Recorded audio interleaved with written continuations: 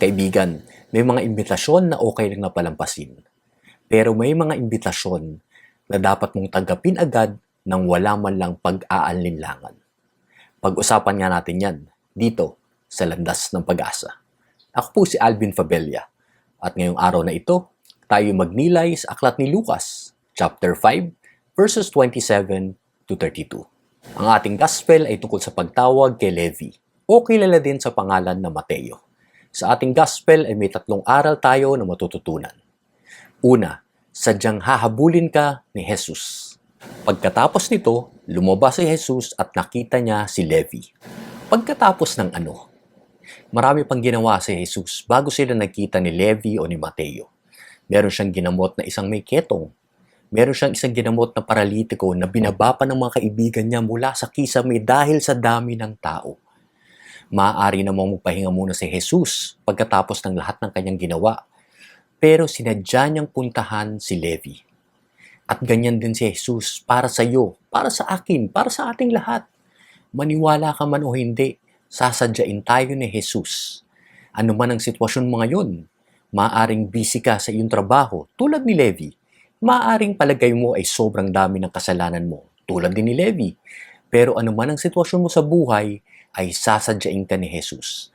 Dahil tandaan mo ito, importante ka para sa Kanya.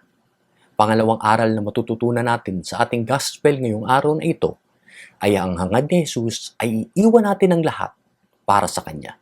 Tumayo nga si Levi, iniwan ang lahat at sumunod kay Jesus. Kapag sumunod tayo kay Jesus, ay siya na dapat ang priority natin. Lahat ng ginagawa natin sa ating buhay ay nakabase na sa Kanya. Kung saan tayo titira, anong klaseng trabaho ang ating kukunin, ang mga plano natin sa ating pamilya. Lahat ito, ang dapat na pundasyon ay si Jesus. Ang sabi nga sa aklat ni Mateo, ngunit higit sa lahat ay bigyang halaga ninyo ang kaharian ng Diyos at ang pumumuhay ng ayon sa kanyang kalooban. At ibibigay niya sa inyo ang lahat ng mga bagay na ito.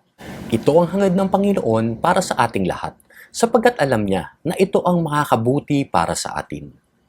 Nang sumama si Mateo o si Levi kay Jesus, ay marami nagtanong, marami nagduda kung bakit siya ang inimbita. Pero ang Panginoon mismo ang nagpaliwanag sa kanilang lahat. Ito ang pangatlong aral ng ating gospel ngayong araw na ito. Si Jesus ay handa tayong ipaglaban. Sinagot sila ni Jesus, hindi nangangailangan na manggagamot ang walang sakit, kundi ang may sakit.